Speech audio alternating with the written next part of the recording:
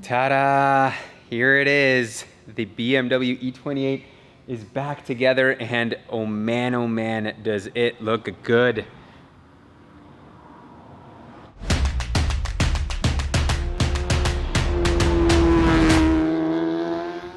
As you can see, I've adjusted the ride height to, I think, somewhat of a respectable level that will still be great for the street, but not too high. If you know Toronto at all, you'll know that the roads are really bad, and I couldn't really go much lower than that, but still, I think it keeps with a period correct look. Before we get down to actually driving this car and seeing if all these new mods were worth it, we've got to get a good alignment done. So we are here once again, as always, at NV Auto, where Nam is gonna work his magic. And here is why you definitely want to get a professional alignment. As you can see, after replacing all those arms, my settings are way off. Obviously, we have adjustment on the camber and the toe, so we're good there. In the rear, unfortunately, there isn't any adjustment, but as you can see from the factory, it's about almost 2.5 degrees. And a little bit of funkiness going on there, but I don't think we're going to be able to change that. No big deal. Nam will get the front aligned so it's driving nice and straight.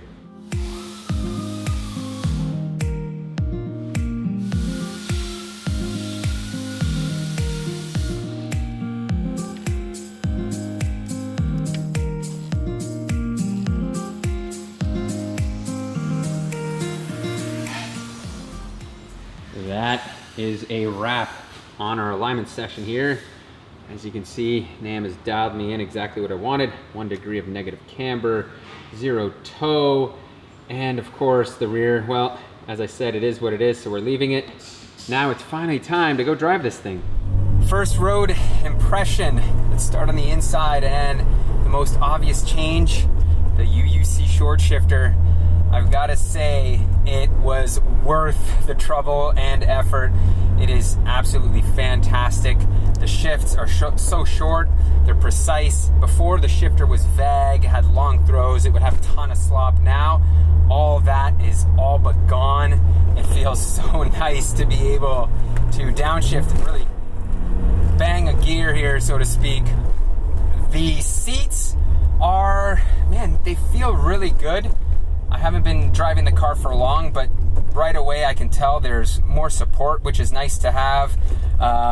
The adjustment isn't as good as the old comfort seats, but I will give that up for some support, and on top of that, more bolstering. So, and the leather's gone, which is nice, so now I don't have to worry about that ever cracking again. So a thumbs up to that. Steering wheel, well, it's a steering wheel, and the leather is in much better condition, so not much to say about that. Moving on to the ride quality, and man, it is crazy what a difference the coilovers have made. I've got to say, Fortunato, you guys did a absolutely bang-up job dialing these in for me. They ride better than stock in terms of comfort. Excuse me.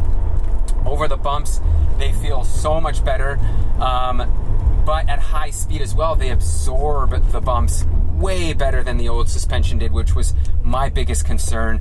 So I am overly happy with that, and I've set the coilovers to, I think, 5 clicks from soft, so they're almost in the middle, more on the soft side, which has helped tremendously in terms of keeping this car nice and compliant. I'm sure if I dialed it up, they'd be nice and stiff. Who knows, maybe ready for a bit of a track day. So the suspension is fantastic.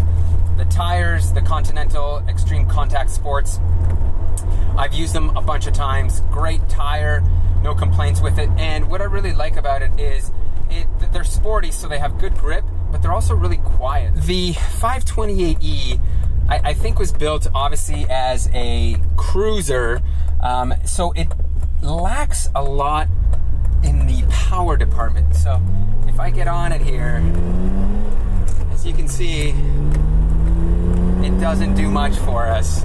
Like, it's got good initial torque to get you off the line and whatnot, and it's fine in terms of driving around in the city, but it does really struggle when you need a bunch of power to get this car moving. It is not there. Oh, here comes some railroad tracks. We'll see. Oh man, that is much better than it was before. So nice.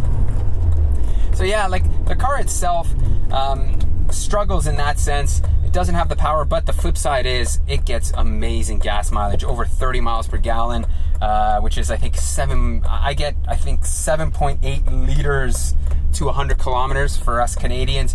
So I love it for the daily commute, and it's a really comfortable and fun car to drive. I wanted to follow up on all these upgrades. It is now 3 weeks later. I've been driving the car to and from work almost every day, and I've got to say the biggest difference is that I've noticed from the previous version of this car is the suspension. My goodness, the Fortunautos have absolutely transformed this car. I didn't think this car could actually ride so well at a lowered ride height. Usually the perception of coilovers is that they're gonna be harsh, or they're going to be stiff, or they're made for performance, but really if you set them up correctly, you can have a coilover that's going to ride really well on the street and still offer you the performance that you want and the look that you want. Like, this car is certainly lower than it was before, but it rides so much better. The Fortunautos do an amazing job of soaking up the bumps. They do a great job at high speed and low speed. There's absolutely no harshness to them. They're very compliant. Honestly, I have no bad things to say about the way they're set up. And I mean, I could tweak them a little bit more, but on and off ramps, they do offer a good amount of performance. The car doesn't roll as much as it did before.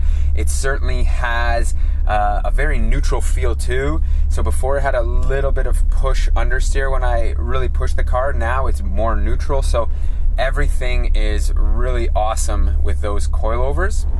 The real shortcoming that I had with this car were the brakes. They were undersized. As I mentioned in a previous video, I would be going through rotors quite a bit. They warp very quickly. With the new E34 540 brake upgrade, man, it has been rock solid. It's got great bite, cold and warm. As the pads heat up, they progressively bite more. So I really like this setup now. I could not be happier with it. The braking performance is substantially better at, a fraction of a cost of what a big brake upgrade would be on this car. And as a bonus, it still clears the 16-inch wheels.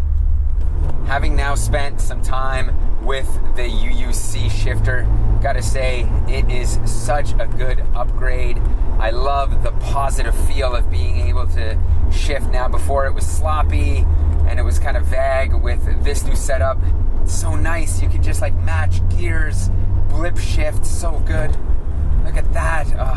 The throw is perfect in my opinion too. It's not too short where it requires a lot of effort. It's just long enough where you can still find a gear quickly. Finally, I will talk about the whole front end and replacing of the suspension. Man, it has transformed this car for me on the highway. Before, there was always a little bit of a shake in the wheel.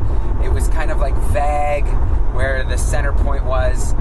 Now, my goodness, everything is so tight. It feels like it's a new car again. I at first was hesitant spending all that money on all the new suspension components, but I would do it again 10 times over because the ride is so much better. Now with the new tires and all the new suspension, everything works amazing. The car tracks straight. There's nothing bad to be said, which is weird because, usually you would have a complaint about all the upgrades you've done. There's always a drawback somewhere, but really in this entire setup that I feel like I've just improved everything. It's all better. The experience of driving this car is so much nicer now, and I feel like, man, it's almost too good to be a winner beater. So we still have I would say maybe 3-4 months before I have to start thinking about whether I'm going to continue to drive this car in the winter or not, but we'll get to that down the road. Well, it's official. This video series is a wrap. I hope you enjoyed watching it, because I certainly enjoyed rebuilding this car. And if you did, please let us know in the comments if you'd like to see more videos like this. I'll finish off here with one last look at this car, because I've got to say, I am truly loving the styling and all the Alpina cues on it. It's going to be a shame that I'm going to be driving this every day, so it's going to see some more wear and tear, but hey, that's what cars are for.